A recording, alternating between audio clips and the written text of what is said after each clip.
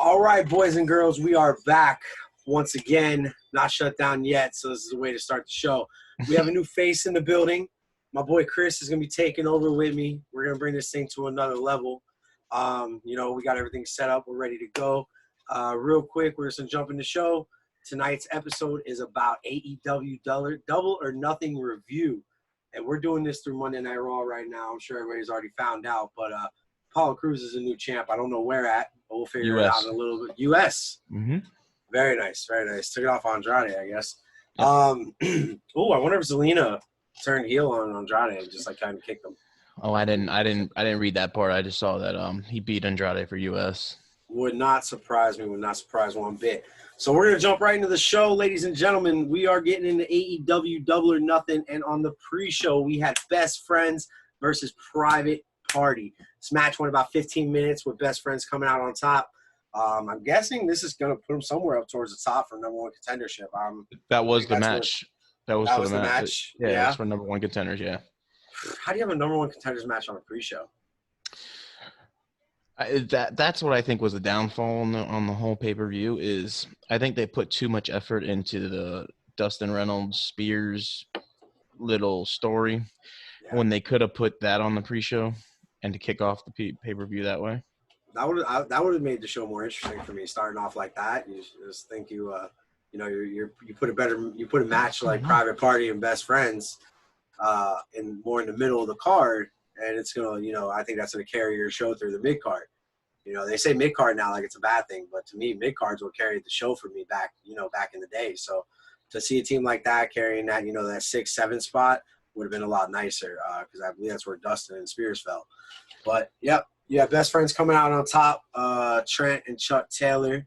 Well, to get back to your point, though, is go ahead. I'm sorry. Yeah. No, it said your stickers were delivered. Did you get them? You got them? I wouldn't have put them so late. I would have started the pay-per-view off with them to kick it off.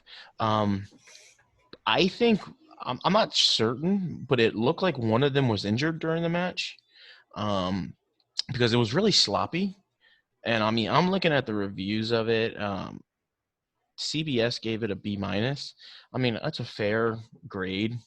But there was a lot of missed spots. Like when they did the whole moonsault off the shoulders, Chuck Taylor had to help him. Like he had to make sure he was okay, and hold him, make sure he was okay. So I don't but it was also ring rust too, because I mean we haven't seen Private Party in the ring, in 2 months, 3 months. But I can see why they put it on the pre-show, but I think it would have fit better as the first match. Yeah, definitely. Yeah. To touch your spot on that sloppiness of the match, yes, ring rust plays the dust, but it's kind of like an ongoing thing right now at AEW. I'm noticing like if you watch close, man, you'll catch those missed spots. And I saw one. Who was it? Ray Phoenix and Orange Cassidy, where they kind of like went under the arm, but they were supposed to. It was weird, and it's like I feel like there's a lot of rushing, and I think a lot of it has to do. A lot of these guys, they're stars, but they've never been on that main stage, and to be on TNT and to know that you're in front of millions of people, and you're technically winning the war with NXT. I guess they're winning. The numbers are proven. I think they've only lost like 2 or 3 times, but those were big nights for NXT. With Charlotte coming over, nights like that. So it's probably a little, they're a little weary out there. They're kind of nervous still, and I think, even though you do this for so long, once you get into a crowd of so many people, or in front of so many people, knowing you're doing that in front of so many people, it's definitely going to take a toll. But yeah, there's a lot of sloppiness in AEW, but I'm hoping they correct it. I really am. Well, there was one spot that stands out, not just the moonsault where he gets up on the shoulders, but it was towards the end of the match, and it was Chuck Taylor was in the ring, and I can't remember one of the other guys' names from Private Party. They were in the ring, and it went spot, jab, punch, jab, elbow. And then they went to their corners and tagged, and then Trenton came in, and then they did punch, move, and then they went, and it was only like 2 seconds, and then they both went and tagged. Like 2 cold tags. It caught me off guard. I'm like, what the heck is that? And then you could see them talking like, all right, we got to get to the finish. We got to go home. Like, so. Yeah. That spot hits. In fact, it was right before the spot that Chuck Taylor pile drove the guy on the outside. Okay, yeah, It was yeah, yeah. literally right before I that. think that was Mark Queen. I'm not sure. I think that was Mark Queen. Yeah. But yeah, no, that was definitely that was a fun match to jump off with. You know, I'm a huge fan of Trent, and I know my buddy Nate is a huge fan of Chuck Taylor.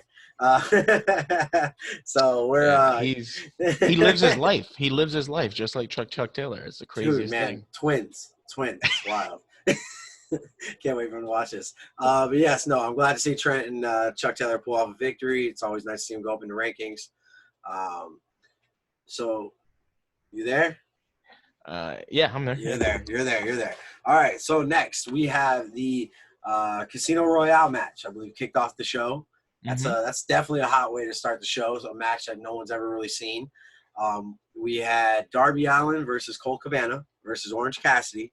Your boy Janela, Jelly Nutella, Scorpio Sky, who I'm becoming a huge fan of. Kip Sabian, Frankie Kazarian, Luchasaurus. And God, I don't know why they had so many people in this match, but number 9 in that match, Brian Cage. I know we've seen Brian Cage live, and that guy is just a monster. Specimen.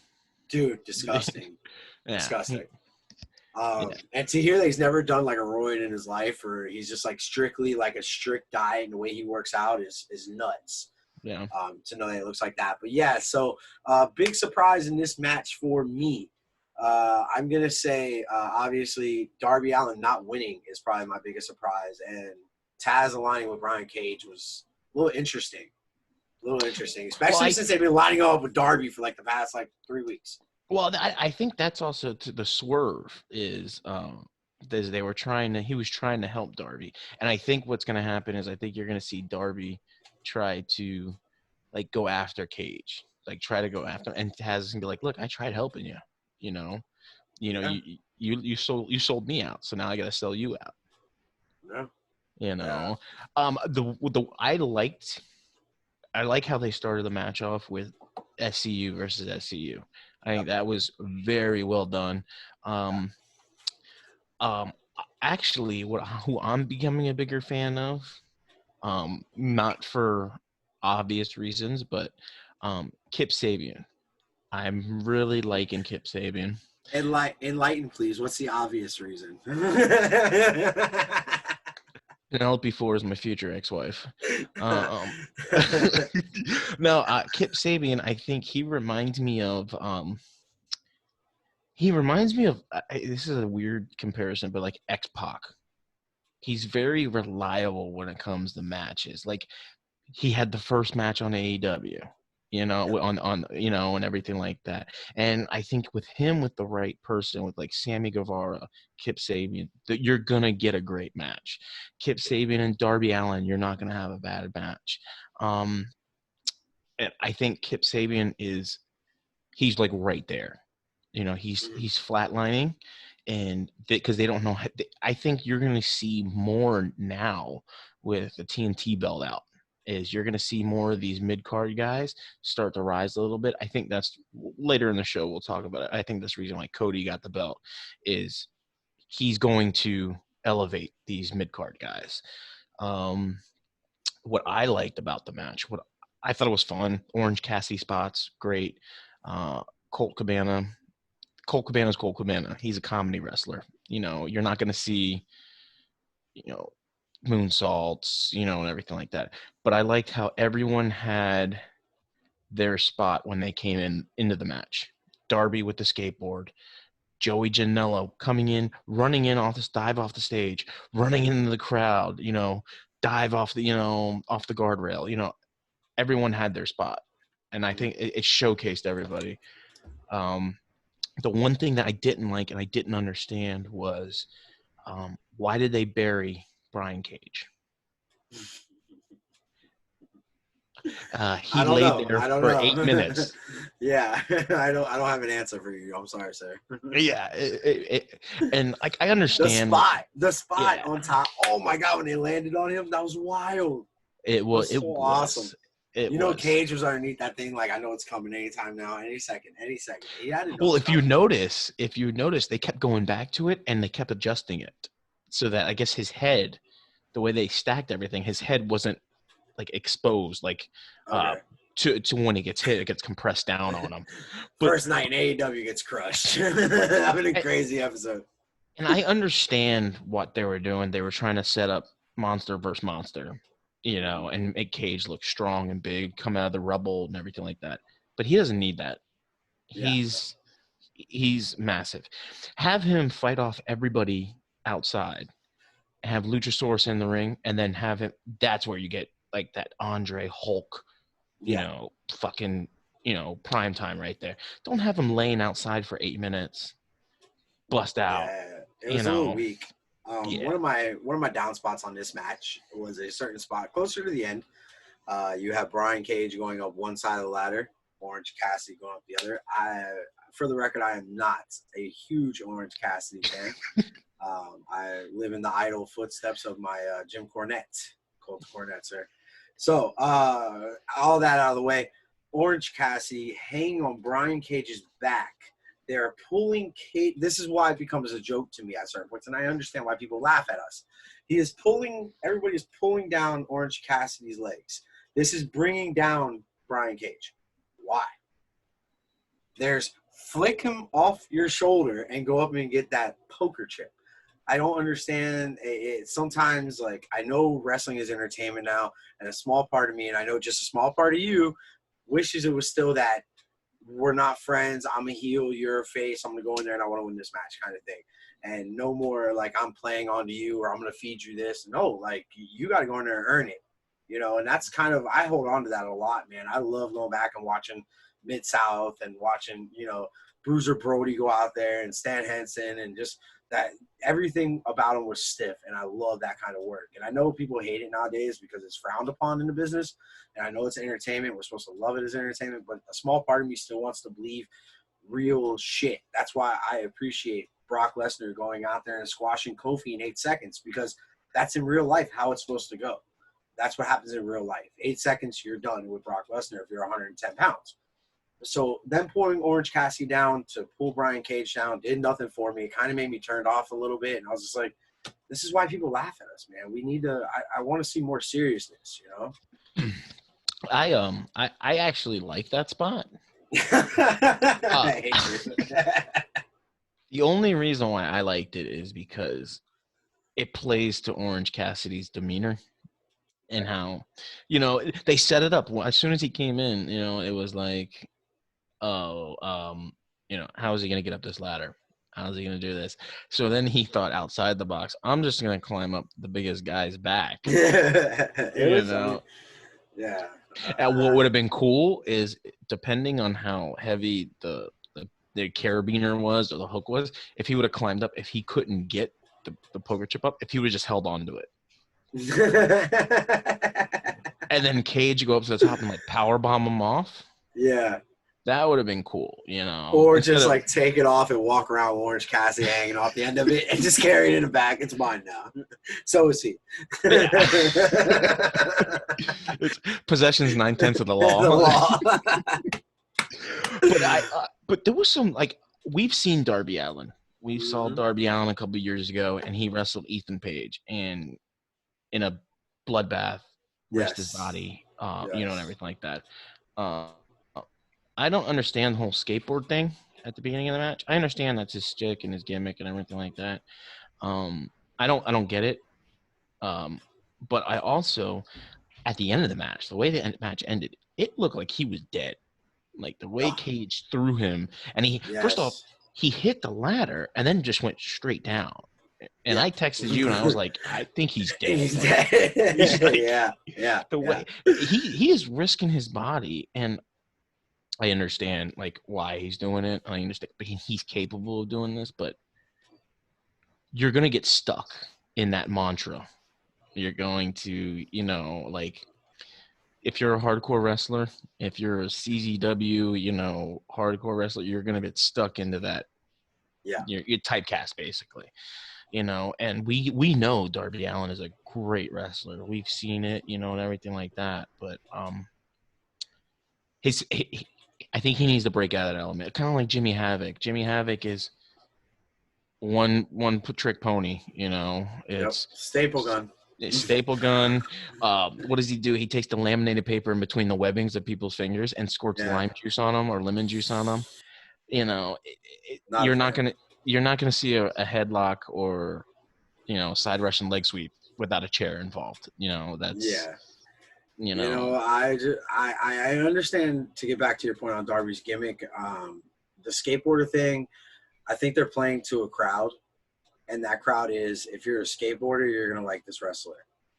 And that skateboarders are ranging anywhere from 5 years old up to, I've seen them 55, 65 years old. So if anybody in that age range has any interest in wrestling, they're going to be gravitate to Darby Allin.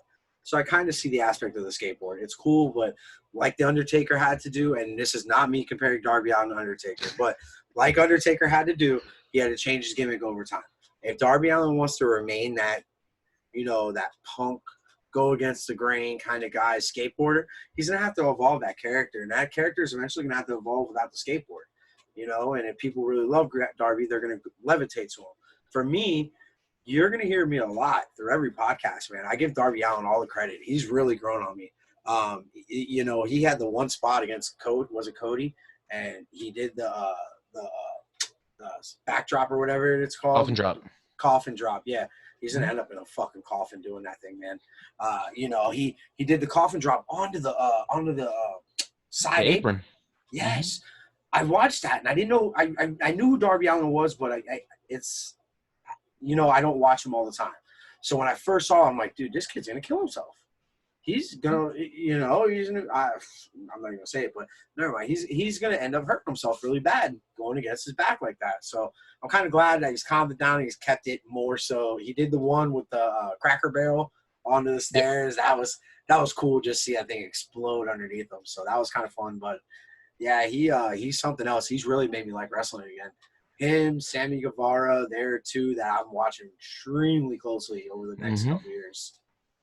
Yeah. I think Darby Allin, the way they can get rid of the skateboard gimmick or to go away from it, have him go on a losing streak. Okay, have him go on a losing streak and have Brody Lee take him under his wing. Then Brody Lee can have a dominant guy that he can either tag with or that he can mold. Yeah. Because now you're going to have Evil Uno and Stu Grayson come back. So then you just have mass guys standing there, and 10, John Silver, and then the other guy. You have one single star that's going to be a mainstay. I think Darby Allin would look great in Dark Order. Yeah. I think it would make him a better wrestler, but it could, like you talked about, heels and faces. They got to change their gimmick up. He's a face right now. I think it would make him a better face if he turns heel, if that makes sense. Yeah. No, definitely. I like the way it ended. Like, to your point about Brock Lesnar coming in 8 seconds, blah, blah, blah. Brian Cage wasn't going to be stopped. As soon as he came out on the screen, we knew who was winning. Yeah. This is it's the Hardy Boy effect at WrestleMania. When we were there live, and when that music hit, we looked at each other and we knew who was going to win right away. Yeah. And now I thought that was supposed to be Enzo and Kaz's moment, but man, that Hardy's came in, I was like, that's gone. Yeah. And they did something to somebody. but as soon as Cage sat down, we knew who won, who was winning, and everything like that. My thing is, until we go to the next match, is where they go from here. What I would have liked to see, Brian Cage come out and cash in his chip Saturday night against Moxley. Yeah, beat him.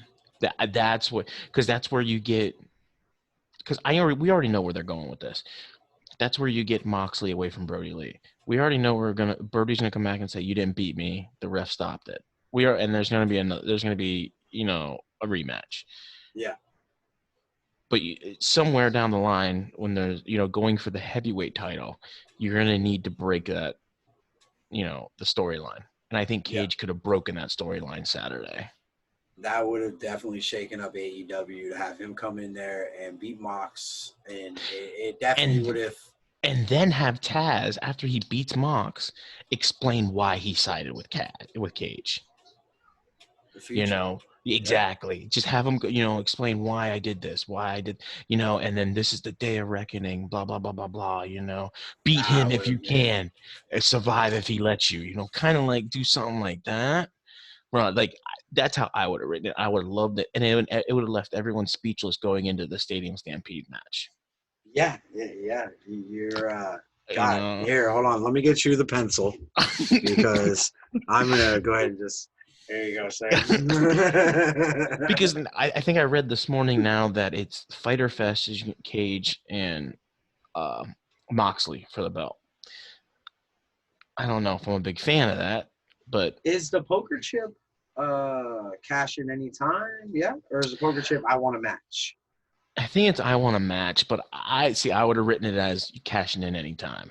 That's what I like. Before, hold on, back up all the way to the beginning before we get any further. What? There's a countdown for people to enter the match, but you can climb up anytime and get them. So the match could have ended before Brian Cage ever made his debut. Mm-hmm. Yep, we talked about that. I don't. Am I confused or am I? I don't know. I don't know, man. I don't know. His company, I love this company, but sometimes it just questions me, bro. It makes me question things. I don't understand. All right, let's get on. Do you have anything else for that match? No, man. They gave it a B. They gave it a B? Yeah, they gave it a B. CBS Sports did. I think that's on the lower side, but I think the reason why I would say A- or something. Yeah, I think the reason why they gave it a B is because it was so many people in it. And that was a turn off for me as well. I was not a fan of how many people entered that match. I think six would have suffice. Yeah, it would have been. I do like the off man I do like that off man scenario. I think 7 would have been good. I like that off man scenario. Make it always like somebody trying to get up or something like that. I like. I don't know. I've always been a fan of handicap matches, so uneven people in the ring is always funner to me. So I would like the 7th, but yeah, I get the odd number, but yeah, it was a lot of people. 9 was just I felt like there was so much going on and not enough cameras. So I can catch it. Yeah. You like handicap matches? Shout out Doug. Me and Doug are going to the Tampa Bay Green Bay game. I'm really excited. Nice. But I would have liked it at like 6, or 7, like you said. I don't like interference in those matches. I don't. It's Jimmy Havoc didn't need to be in it. No. Like I understand it's a payday, but he didn't need to be in it. It confused. Like if this was your first time watching wrestling with me, and we're watching it, and you're like, wait, I thought there was only supposed to be 9 guys. Is this the 9th guy? It leaves. It's like Pandora's box. You don't want to open it, but yeah, but I'm not a big fan of interference in ladder matches. It's confusing, especially when there's more than 2 people. It's just confusing to me. But let's go on. The next match was MJF and Jungle Boy. Your takes? I like Wardlow coming out, but not Luchasaurus. I know Luchasaurus just got done with the match. But I like Jungle Boy coming out to face it on his own. I thought that was a good look for him. I like MJF coming out with Wardlow. That's a heel move. Bring your manager out on this teeny little guy. And definitely a good match in my eyes. Honestly, man, you know how I feel about MJF. This match went 17 minutes, and I could have watched it for another 17. Mm-hmm. MJF is becoming one of the better wrestlers to ever come on TNT. And that's who would you compare MJF to? Back in the day, who would you compare him to? Ric Flair. I feel like he could be heelish, and he Ric Flair. They both had it. They both knew they had it, and they both told you they had it. Yeah. Real simple wrestling, nothing crazy. He'll go to the top rope like Ric Flair. He'll get thrown off like Ric Flair. He's very mat technical. He's always – you don't see him go outside much. He's always in the ring. I feel like that those two really – if MJF told me, hey, I looked at Ric Flair when I was growing up and I wanted to model myself, I'd believe it in a heartbeat because that's who he looks like to me. Obviously not 300 pounds walking around stock muscle, but a real technical just just an all around good wrestler, not a high flyer, not I don't have to jump off the top rope for you to love me. And my mouth, when I speak, you're gonna listen. Yeah, the reason why I asked you that is because while watching his match, it came to me that I think it's like a fairy sprinkled dust on him when he was born, and I think he's a partially Ric Flair.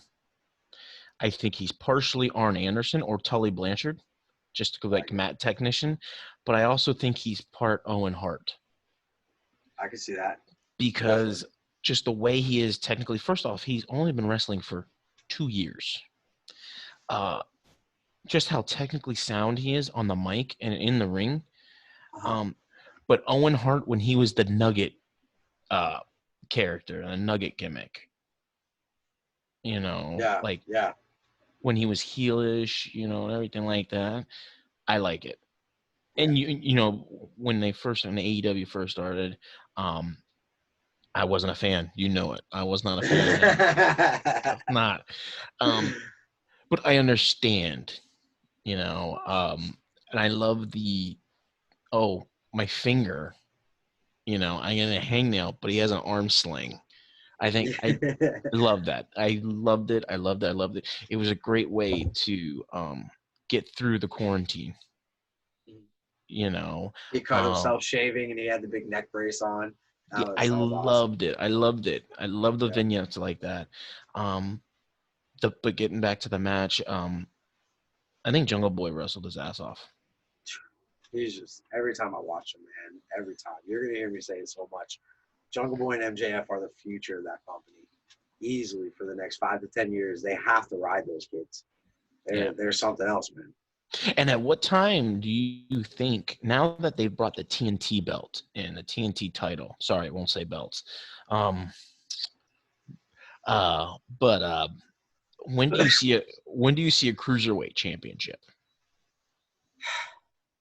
Because can you imagine for like the cruiserweight title, you can have Darby Allin, Kip Sabian, MJF. You can have Sammy MJF's Guevara. Cruiserweight? He looks like a solid 220. Well, okay, he can do the Kevin Nash Cruiserweight. But well, hey, I just tore a quad. Yeah, hey, I'm just letting you know. Samoa Joe and and TNA was not under 205 to win the X division. No, I'm just letting you know that. Right? Okay, but you can throw Sammy Guevara in there and Jungle Boy. You can have a hell of a ladder match.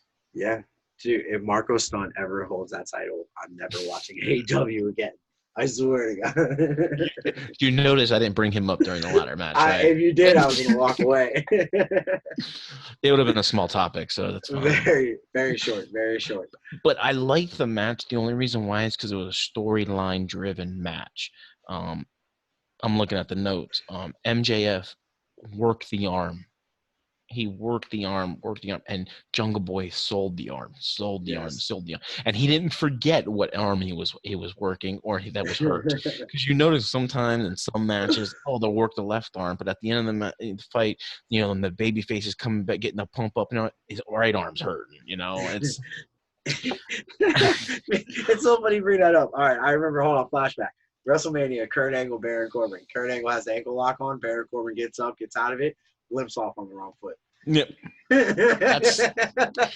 I'm sorry. All right, go back. But I loved it, and and when you thought that that Jungle Boy was down, he got up and he hulked up, and he hulked up and bum, came back, bam, bam, bam, bam, spot. The only thing I didn't like about the match, I didn't like the ending. No? Weren't a fan? I wasn't a fan of it because I think the finger poke was lost. Yeah. I know he was selling it at the end, but I think the finger poke, then the quick roll-up, reverse roll-up, I think it lost that heel move. You see what I'm saying? Because he went to a clean finish. He went to a reverse clean finish. Throw your legs up on the rope. Do something. Exactly. Yeah, if you finger poke, roll up, schoolboy, hold the tights. Yes. You know, you want to have that heel persona. Don't go to a clean, roll up. Yeah, And no, it did not look good. I understand.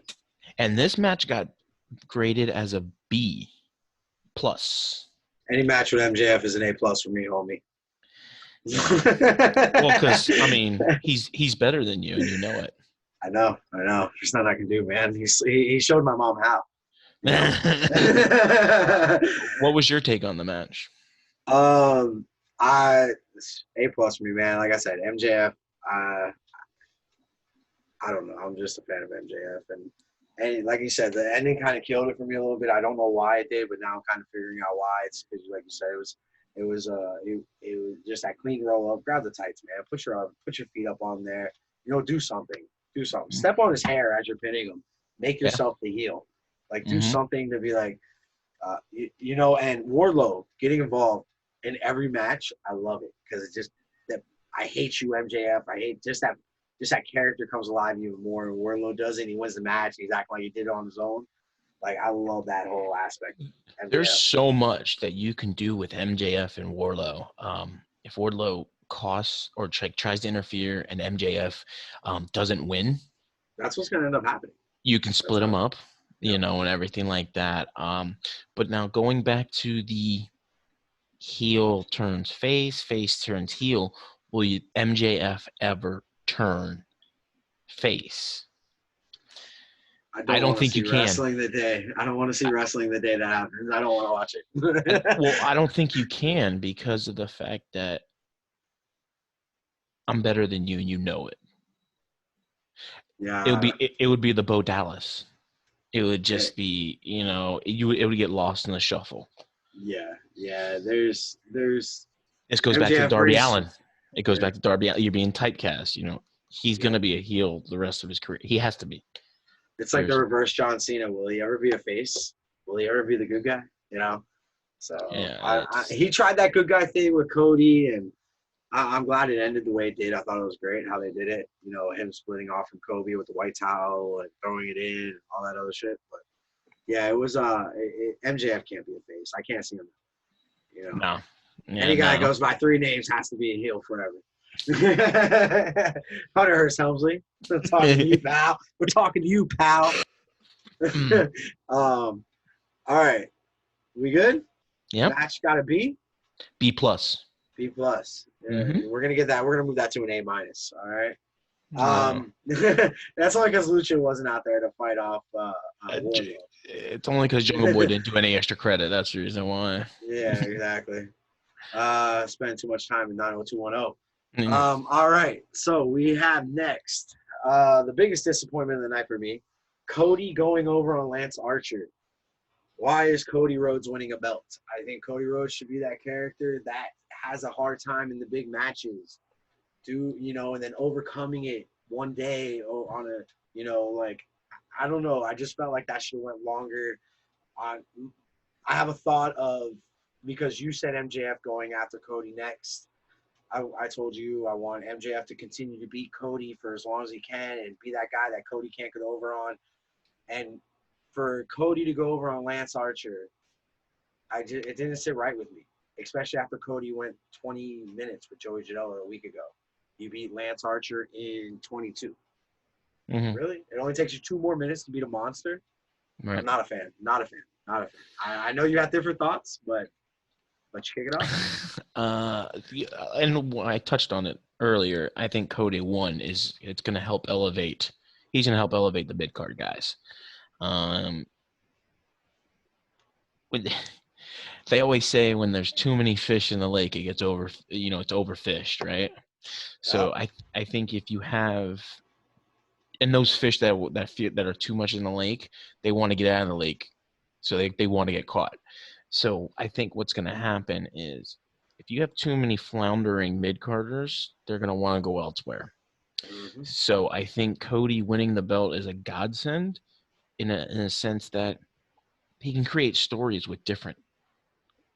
We've already seen the matches with Joey Janela. We've already seen the matches with Darby Allin. We've already seen the match with Sammy Guevara, and they're great matches. Yeah. So I think it'll help. Now, this match did not help. For two reasons. Jake Roberts and Arn Anderson.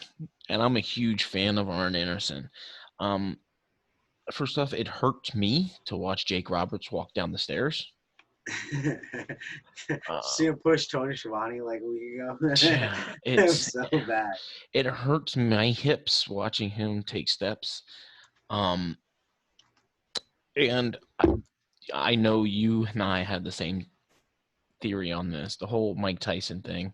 They caught him on camera yawning during the match. I don't know if that was planned, scripted. I don't know. But I caught myself yawning during the match. I mean, we all knew what they were leading up to with the big spot through the stage. And I texted you and I said, holy shit, you know. Yeah. Oh, wait, was that? No, that was a Mox. Never mind. My bad. That was the Moxley match. Jumping ahead. Yeah, I'm like going through my mind. I'm like, wait, what'd you just say? Yeah. I got a text at the same time, so my mind kind of went there. And I heard you. I'm like, yeah, sure. Good thought. But I like what they're doing with Archer and with him just dragging out some jobber at the beginning of the match and just choke slamming him. Yeah. I love it. Love it. But this match didn't do it for me. Yeah. This match, and I can tell you, this match got a B. God, what does it take to get an A in this for this company, man? Well, I can tell you. I know the Stadium Stampede match, I'm sure got an A because I've been hearing people say match of the year, so we'll get to that in a little bit. But the what match? The Stadium Stampede match. One of my groups called it match of the year, and I kind of had to swallow back. I'm gonna go back and watch it again and see if I missed anything. But we'll catch up when we get to that match. I got a little Easter egg to let you know, let you in on. But was it the new head coach of the Jacksonville Jaguars in the background coaching? Did you see? Oh, you him? Saw that too, yeah. Did you see the coach? He had the mask and the clipboard. Yeah, I saw that.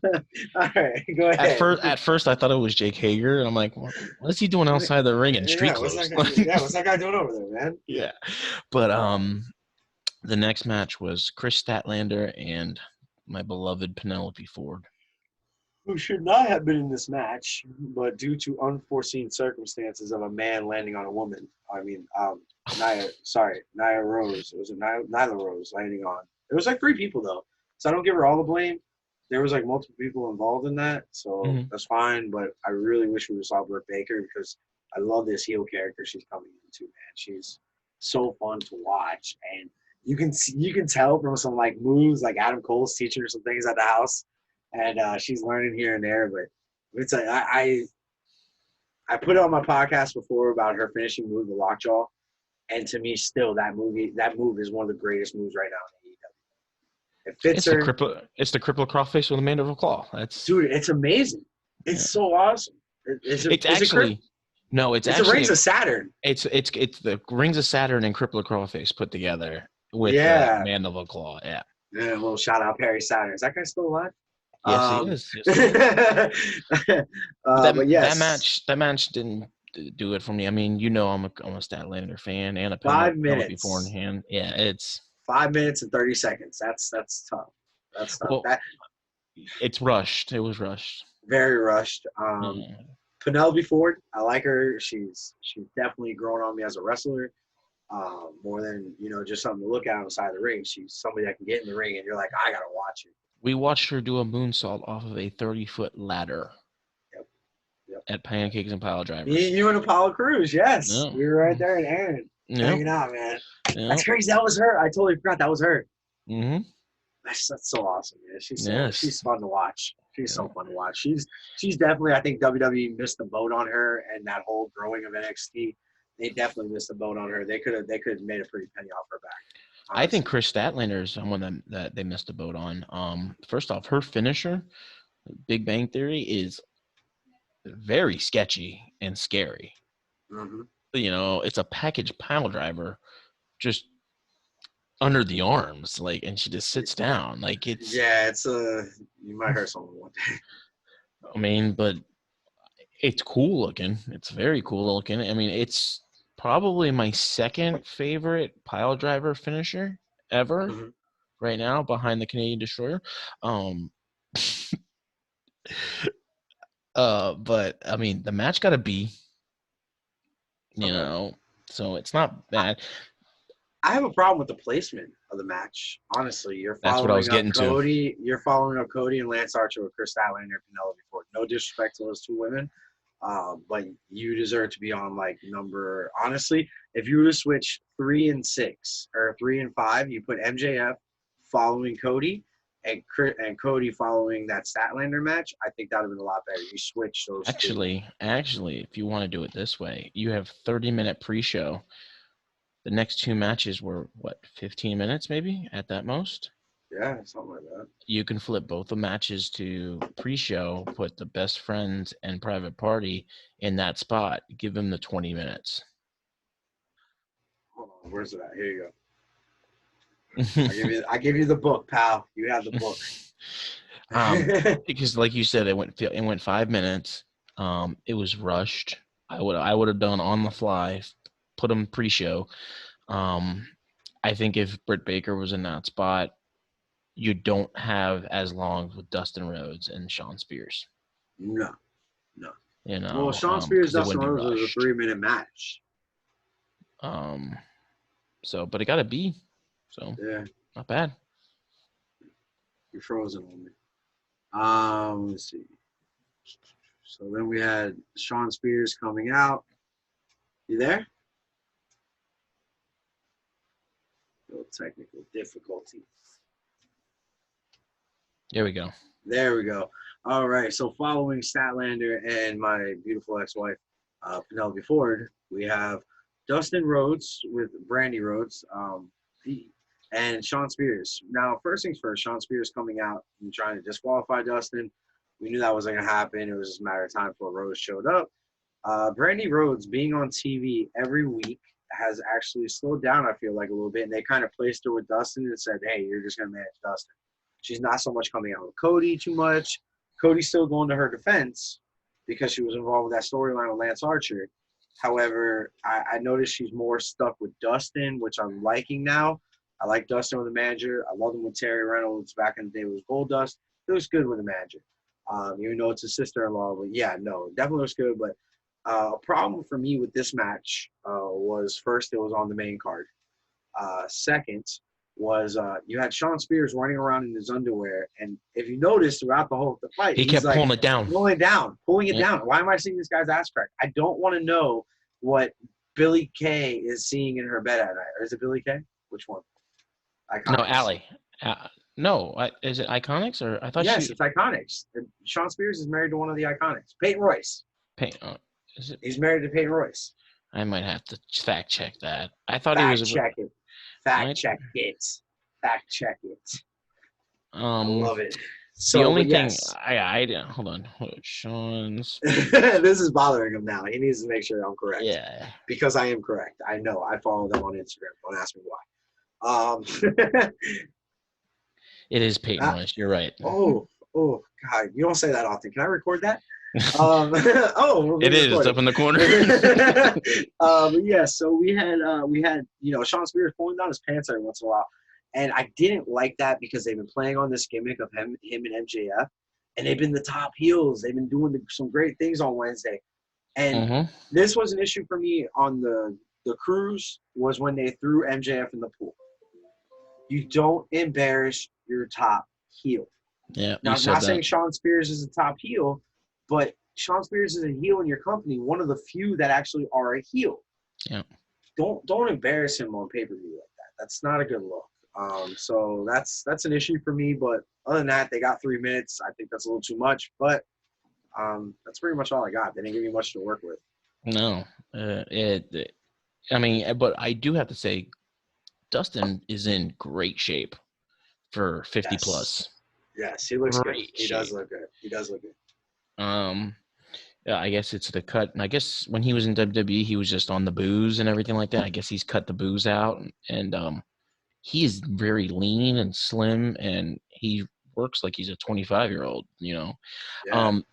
The only thing another thing I didn't like about this match was it They were just punchline after punchline after punchline. You know, it was when he was pulling down his underwear, his boxers, and Jim Ross was like, "Oh, he should go see a doctor." To get that crack checked. It was just a comedy show, and I think if I was Private Party and I was best friends, I would take offense to back-to-back matches.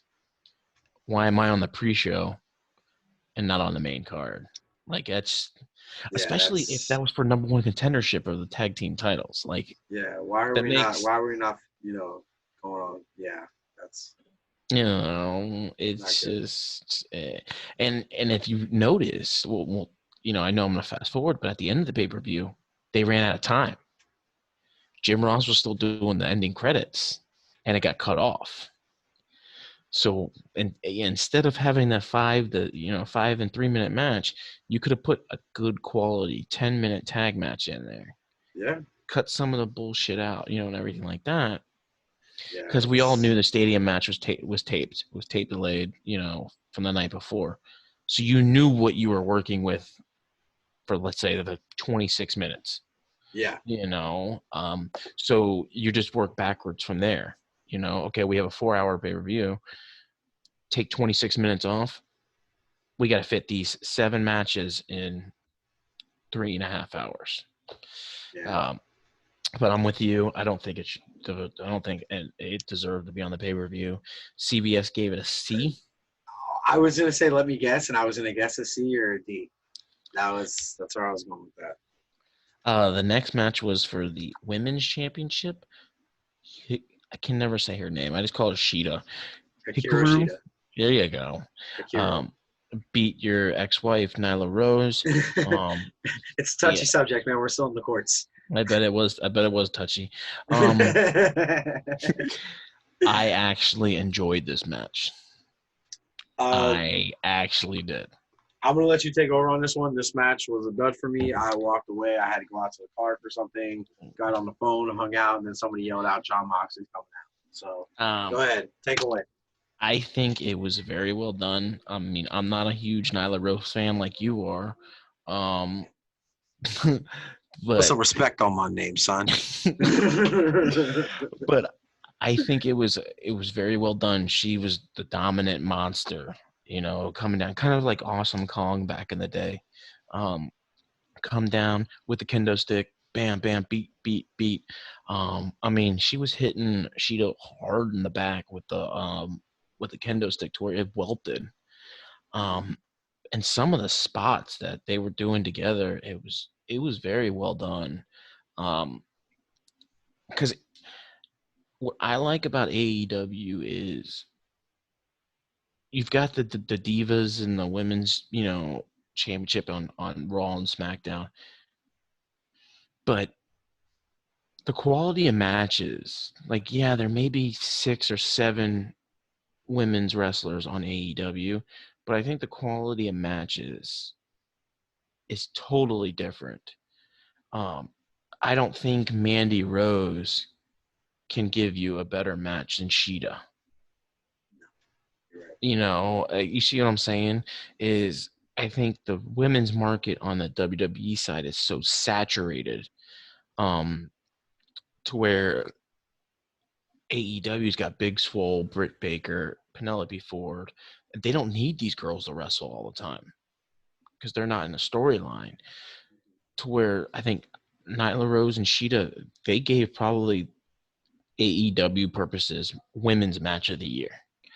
I thought it was very, very good, very well done. And I'm not a big, I know this sounds chauvinistic, and everything like that, but I'm not a big women's wrestling fan. Yeah.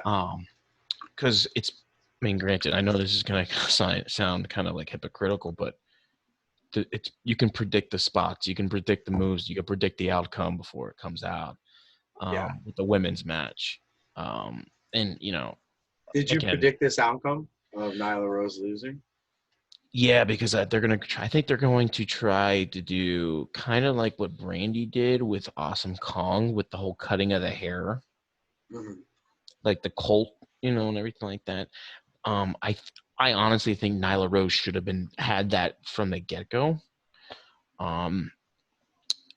I would actually much rather that, from I Nyla think they're Rose. lost. I think they're lost with their women's division. I think the reason that Nyla Rose lost the title is because they're almost lost with that title. They don't know what to do with it, it feels like. And it's changed hands 3 times since it's been in there, twice. I don't know. 3 times. That's the third time. This is the third time it's changed hands. So it's Yeah, been Riho. You had Nyla Rose, Riho, and now Shida. Yeah, so you've had this title touch 3 different people already, and it's not even been out for 7 months, 8 months. And you also got to realize too, you knew what was going to happen given the wrestler that passed away, the Japanese wrestler that passed away. So you knew they were friends. They were like best friends. So you knew it was going to be an homage, and everything like that. So yeah, that's interesting, man. That's tough. I always remember, like, the one thing that comes to my head now that you say that, I always think of, in that instance, Rey Mysterio winning Royal Rumble right after Eddie passed away and then winning the title. I always felt like that was like, here, Rey, this is your, like, we're sorry your friend passed away kind of thing, and then snatched it right off. Yeah, lose it a month later. Yeah, I wasn't – I felt like that – God, it's such a Vince McMahon thing to do. Hey, your friend died. Here's the title. Yep. So it's – but yeah, no, her winning the title, I feel like, is an homage to the wrestler we lost. And I didn't know much about her. I seen her around. I know, like, kind of knew who she was, but I'm not like, oh yeah, she's on this week. Nah. Well, I mean, she wasn't really well known, like, through, like, in the States from wrestling. She was more like the Japanese wrestling, but from what I read, this is speculation, her depression came in on because she was on a reality TV show in Japan. Mm-hmm. And for some reason she brought her wrestling gear on the show in the house, like the reality house, and someone washed it. What? Yeah, and she got all upset and started crying and, like, saying that this is like a tradition, blah blah blah. And there was so much backlash from the women's wrestling. That's when they started bullying her on Twitter and social media. Jesus. Yeah. So. Jesus. But, yeah, it's not a good way to end, everything like that. But was Tessa Blanchard a part of that bullying? I cannot confirm nor deny Tessa Blanchard. We should all come and accept each other. You were the biggest bully, bitch. What did they get for that rating? They got a B. A B. Mm-hmm. B. I was not happy with that. I think it should have gotten a B- or a B+ or even an A-. Yeah. That's how I most women's matches I'll walk away. Yeah. But I have to go back and watch that match now. I was actually intrigued by that match. It was very, very well done. So that match went 16 minutes and 40 seconds. Mm-hmm. And then following that, you had Jon Moxley versus Brody Lee, 2 former WWE wrestlers going after this belt. I'm going to say established wrestlers. I know people give me crap about saying Dean Ambrose was established in WWE, but unless you were a diehard fan like you or myself, you didn't know who he was. You knew who he was, but when he got famous, when he got his head cut by the hacksaw. Other than that, nobody knew who Dean Ambrose was. So Dean Ambrose was established in WWE. That's where I'm leaving that. And so you had him versus Brody Lee, or Mr. Brody Lee. Mm-hmm. Sorry, Mr. Brody Lee. And that Put match some respect on my name. Yeah, right. That match went 15 minutes and 30 seconds. 4 other matches on this card surpassed that match. 5 other matches on this card surpassed that match. So you're telling me you had 5 other matches that are more important than your championship match. Right.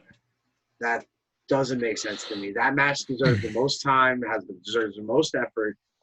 I don't know. I didn't like that at all. And you don't end the show. I'm sorry. You don't end the show on a pre-tape match. You go out live with Jon Moxley versus Brody Lee. You don't end that on that Stampede match. I did not like that. You go out with the championship. You go out what's important. Like 6 of one, half a dozen of the other. Like, it's. I mean, it's just. I know. It's. And then you go out on a tape. That's what bothers me. If I was in that arena, I want to go out hot. I want to go out, oh my God, that match was amazing. Now, yo, did you watch that on the screen? That was so cool. No, I think if if the times were different, it wouldn't have gone that way. you're okay. Yes, I'm confused. I'm sorry. I digress. I felt there were fans in the arena because how great AEW has been with putting people in the stands. Mm-hmm. It was amazing. I heard fans, and I was like, "Oh, this is awesome!" You know, they're there. So that was Well, you know, my biggest thing is you were talking about longevity of the match and the length and everything like that. Name me a really good long Dean Ambrose or um what was his name? Luke Harper match. Really good long one in WWE. You're right. But was Luke Harper ever given that time in WWE? No, he wasn't, but he's not known for that. I understand. You know, they're not a Cody, they're not a Sammy Guevara where they're going to give you a 45-minute match. You know, they're Brock Lesnar-esque. They're going to give you 10, 15-minute match. It's going to be a big spot or blood or something like that. You know, that's just my theory on that. Yeah, no, I get you. I understand. I see what you're saying. Definitely, definitely. I caught this match in pieces. Unfortunately, I was in a big house with a lot of people, so it was very hard to catch because people kept talking to me, trying to spread the word of the podcast. So people kept asking me about that, and I just kind of missed out on the match. So I want to go back and watch it. But there were a couple spots. The one that caught my eyes where they went through they pulled the old Taz and Bam Bam Bigelow went through the walkway there. So that was kind of cool, the ramp. So I like that spot. That was definitely fun to watch. And you know, this John Moxley body slams on the guardrails. Yeah, you know, John Moxley's doing exactly what we all wanted him to do. Mm-hmm. Go out and become this different wrestler and kind of just bury Dean Ambrose, which has been fun to watch. I like John Moxley in that position. I think he got the title too quick. I wanted Jericho to establish that title, be champion for a year, lose it at Double or Nothing, you know, establish that title, not losing in 6 months, 7 months. I remember growing up, there was always long reigns. That was what it was. And the most recent one was CM Punk, 434 days. That was awesome. That was fun to watch because you knew, like, you had to watch the pay-per-view to see if he was ever going to lose. So it was – they took the title off Jericho kind of quick. However, I understand it. So I like Moxley in this position. I think he's a good champ, and I think this feud's going to go on a little longer. I was disappointed we had no special, you know, show-ups of special appearances of any, like, Dark Order people taking off the mask and showing face. Oh, my God, he's in the company. You know, we didn't have that. Or Grayson's back or anything like that. So that was kind of boring to me. I thought we would have had somebody debut in this show and kind of put it on the map. I know we got Brian Cage, but I mean later towards the end of the show. I wouldn't have mind to see because again, I might need the pencil and paper now, but let me get that for you, sir. I would have loved to see Eric Rowan come out. There it is. Have Eric Rowan go against and cost Brody Lee the match because was it last week or a week and a half ago, I was reading an article that Brody Lee was interviewed on and was asked about Eric Rowan. And he says, oh, you know, he didn't put him down, but he was like, oh, he's just a strange dude. It's this, that, and the other, and blah, blah, blah, blah, blah. Was that kayfabe or was that? Exactly. That's what I would have had him come out and said, hey, why you say I'm weird? Well, I'm weird. I'm costing you the match. I'm costing you your biggest match. Yeah. Then you can go Moxley to Cage, Brody Lee to Rowan. Well, his name's I think Redbeard or something like that now. But then you that's how you break the chains, you break the storylines and everything like that. But again, that match, it didn't do it for me because I think you said it went 15 minutes. Yeah. I think it was 3 minutes too long. I understand why with the extra 2.5 minutes is because they had to, you know, make sure Brody Lee gigged himself and, you know, they got him out of there. Yeah. I mean, I wouldn't have minded to see the little gig a little deeper. I wanted to see Dustin blood all over his face. But The match didn't get it for me. The reason why is because, like you said, there was no. Well, you didn't say. You were talking about like special interests or anything. There was no really storyline behind it. Yeah. It was nothing that. I mean, it was just 2 weeks ago he came out and said, "Oh, I want this," and then You didn't build up. And Moxley comes out and says, "Oh, all you have to do was ask." There was nothing. Yeah, there's always one storyline that comes back to my head if we go off topic for a minute. Batista versus Triple H.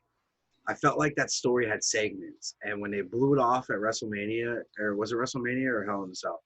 They blew it off, and they were inside Hell in a Cell, man, and they told a story, and they built to that story for like what felt like 10, 12 weeks. So, when you have that, and JR talked about there's chapters in a book, and you have to get through every chapter. And if a book's only 2 chapters and it's not really a book, then it's not really worth reading. It's a magazine article. Yeah, exactly. So, like, I pick up magazines while I'm on the airplane. Oh, look at that. That's a cool car. Hang, put it away. A book you get interested in, you read. And there was no book here. There was no chapters. There was, hey, I'm challenging you. Hey, give me back my belt. Hey, I just beat you at the pay-per-view. That's really all it was. There's only 2 really big long really storylines that in recent years that really like, this is what wrestling should be. This is how bam, bam, bam, bam. And it was Sting 98 with Hogan, or 97 and 98. Sting didn't throw a punch in a wrestling ring for 6 months. He didn't lay hand on anybody. Then he came down, started, baseball bat to NWO, clearing ring, points at Hogan. Then they have their match. A year storyline. The next one is Rob Van Dam, Jerry Lynn, ECW. Yes. God, great times. That went on for 3-4 months. You didn't care who the heavyweight champ was. Rob Van Dam was putting up the ECW TV title against Jerry Lynn, and that was match of the night. That always went on second or third match of the night. Again, that went on a 4 to 6 month, span. I think if I wouldn't have rushed the Brody Lee John Moxley storyline, you could have gotten a good match out of that. Yeah. I'm not saying it was a bad one, but you could have added some more in there too, man. Yeah, you could have been like, we crossed paths we crossed paths in the past, and I kicked your ass then, I'm gonna kick your ass again, kind of thing. When you had the Shield versus Wyatt, obviously Tony Khan's not afraid of playing to WWE. So, like, why didn't you have them bring that up? They were both in WWE at one point. Same thing with Jericho and Mox. Play it up a little bit. Let people know there's a past here. We don't like each other. We're building up to this. I hate you. You hate me. Let's get it. Kind of thing. So that was. I think another thing too. Sorry to cut you off. No, go ahead. The thing that gets me about a Brody Lee and a John Moxley is what movesets do they have? It's I can understand if it was like Brody Lee and like Cody. At least you're gonna see a headlock. You're gonna see, figure 4. You're gonna see the different, technical side. Yeah. Like John Moxley and MJF. You would see. But then if you have the guys with the same moveset, you're basically getting the Ultimate Warrior versus the Ultimate Warrior. Yeah. It's off the ropes, clothesline, double arms, paradigm shift. That's it. That's all you're getting. To where with Brody Lee being a 6'5", 6'8", monster, he throws people around. He can't throw John Moxley around. Moxley's a big, stocky guy. So it's kind of like a chemical imbalance, basically. That's why it didn't work for me. I was like, eh. Yeah. What rating did it get? It got a B. B. Man, this show is tough, man. This is tough. This is a tough crowd at CBS. I'll tell you that, man. That's interesting. That's very interesting. But, all right. John Moxley, you're in the books. Let's see. We have next Matt Hardy and the Elite facing the Inner Circle in a Stadium Stampede match that took a whopping 34 minutes. And if I tell you how much I actually liked this match, it was fun. It was all over the place. Kind of wish we had some more cameras that pan back and we could kind of see what's more going on, because there were some spots where I noticed Sammy Guevara did something on the left side, but they were focused on Ortiz hitting somebody with a football. So it was just a lot going on. And those Stampede matches have always been like that. Same thing with the War Games. There's always a lot going on. It's really hard to keep up. But no, there was some funny spots in the match where we had the coach in the background. You had a couple spots with Sammy Guevara being chased again, escaping the horse and the golf cart this time. How about the references to football with the flags on the play? Yes, Challenging. Like, Aubrey and Jericho go and zip up the thing. I'm like, whoa, right. calm down, bud. But I can see where you come out and ask for the more cameras and everything like that. You can see it was taped in certain segments. That's the reason why there was no, everything like that. Yeah. My biggest pop, two biggest pops I had during that match was when, well, three actually. Two of them came in the same spot. When Matt Hardy's getting drowned and he comes up as the different Matt Hardys. Yeah. Awesome. That was great. Loved it. But what was it? Ortiz or Santana, and they were like, get in the water. He's like, no, I can't swim.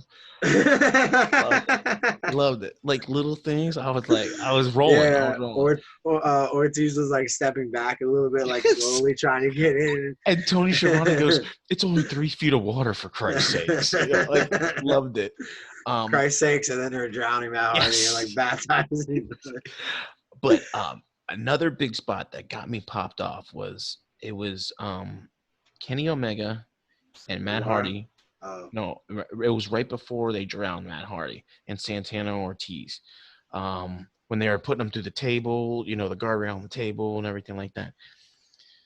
I don't know if it was Santana Ortiz goes the Irish whip Kenny Omega through the tunnel, and it was like an homage to No Mercy and on the N64 or SmackDown on the PlayStation when you're having those backlot brawls.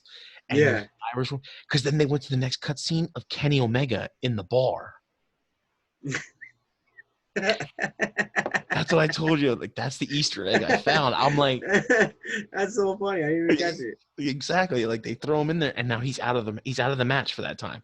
That's when they went to Matt Hardy, and then the next scene was Hager and Paige in the bar, and then they start scrapping, and then Omega comes in. It's like he was thrown into that.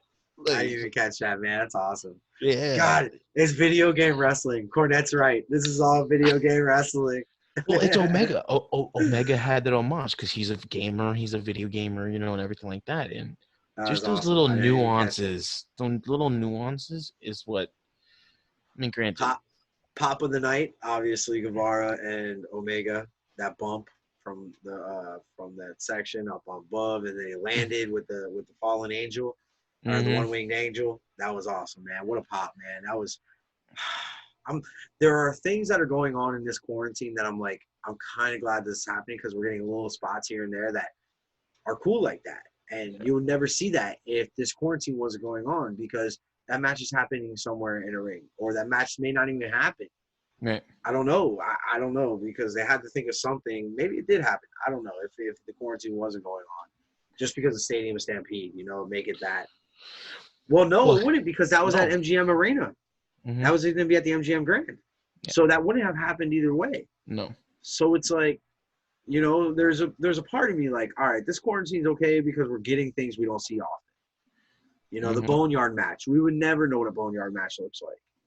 And I enjoyed that match a lot. Like, I really thought that was a good match. Well, I mean, you have 3 days to, make sure something's perfect. It's yeah, good, and the same thing with the Firefly Funhouse. That was so fun to me, man. I know people shitted on that match, but I thought if you knew what you were looking at, and you saw that, he was fighting himself throughout the whole thing and couldn't get over his fears, then you understood the match. But anyway, that's off topic. My apologies. We'll go back to Stadium Stampede. Like I said, pop of the night with Omega driving Guevara. Once again, Guevara is my MVP of the match. I He got thought hit by a did car again.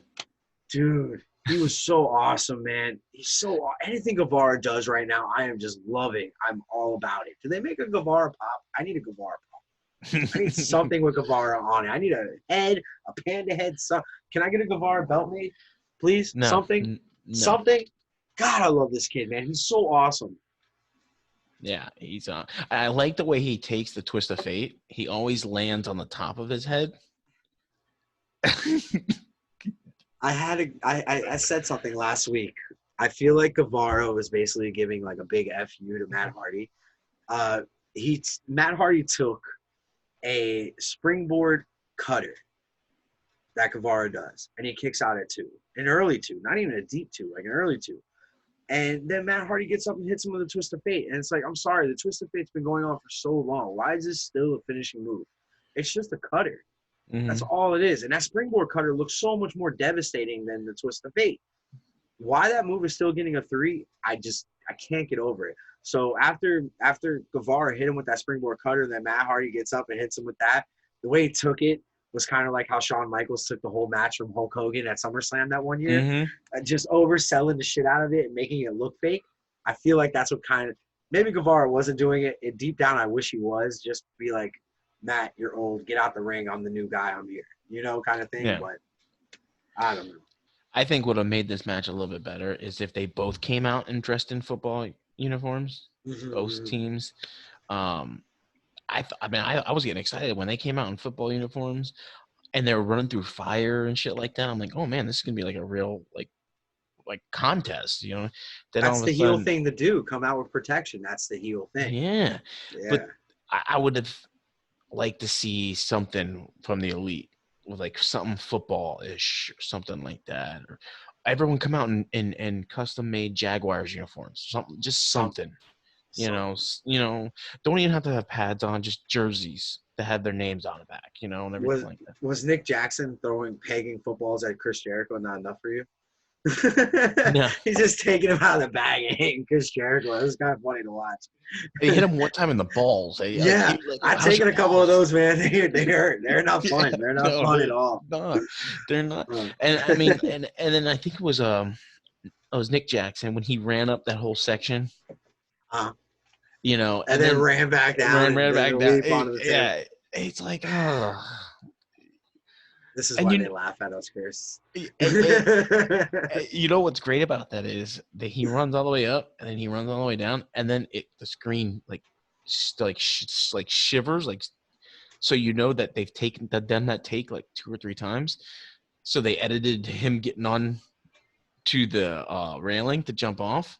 Yeah, because the first, when he's running down, Matt was standing and holding Jericho on the table. And then when he gets on the railing, Matt's up against the wall. Yeah, that was a little interesting. I'm like, okay, this isn't the first time that he's done this. No. You think after watching it, they'd have been like, hey, he's losing momentum as he's coming down. Is no one noticing this? Is Tony Khan not in the background like, what am I doing?